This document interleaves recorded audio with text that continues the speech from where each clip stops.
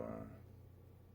And there they were, remembering back in Poland. A man in a bread line.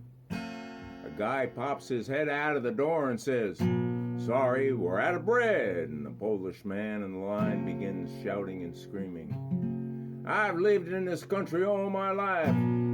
I've lived all my life for communism. And now I have no bread after waiting hours in line. What were we fighting for? Communism sucks. I hate this country."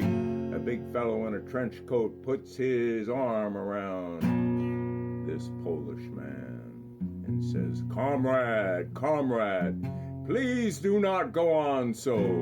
Remember in the old days what would happen to someone who said such things." And puts his finger to his head like it's a gun. And the old Polish man drags himself home. And when he opens the door, he's greeted by his wife, who says, "What's the matter? Are they out of bread?" "Worse," says the man, "they're out of bullets." Yeah, this is something that reminds me of a trip I took from here to the south. Trapped in a Greyhound station, doing a hurt dance on Murderous Row. It was a bad part of town. And the agent said, "Whatever you do, don't leave this station." And the lavatories, they were overflowing. I was halfway between there and here and longing for the next ride out. And it ain't no playground. Before I got to sit once again in the back of the bus, praying for a destination unknown.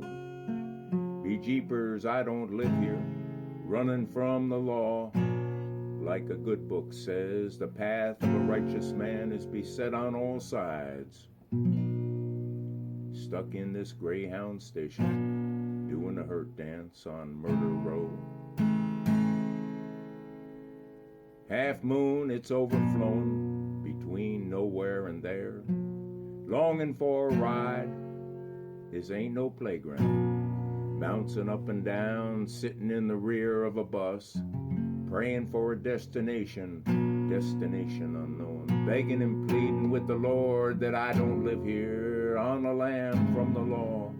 Like the good book says, it's a cruel and constant sorrow and race forevermore, where the faithful they are tested in a rat race pace, no doubt. Dark circles round, coming for what's left behind. Holy Lord, where are the righteous? Riding in the back of this here bus, praying for a destination, it's unknown, begging and pleading. Lordy, Lordy, I don't live here, running from the law. And like the book says, the path of the righteous man is beset on all sides. Fiddling with the devil's bow, desperado on a getaway. Escape this circle of a hurt dance on death row. What awaits tomorrow, no one can say. Sitting in a Greyhound station, lavatories overflowing. Agent says, "You better stay." Now I'll tell you the story about Jesus and Satan. They were having an ongoing argument about who was better on his computer. And they were going on for days and days about it, and God was tired of hearing all of the bickering. So finally God said, "Cool it. I'm going to set up a test that will run for 2 hours, and I will judge who does the better job." So Satan and Jesus sit down to the keyboards, and they start typing away, and they're mousing and they're typing, they're doing spreadsheets, they're writing reports, they're sending faxes, and they're sending emails, and they're getting messages with attachments. They're downloading, they're doing genealogy reports, they're making letters, they're making cards, they're doing every job known to man. But 10 minutes before the time was up, lightning suddenly flashes across the sky and thunder's rolling in, and the rain is pouring down like cats and dogs and buckets upon them.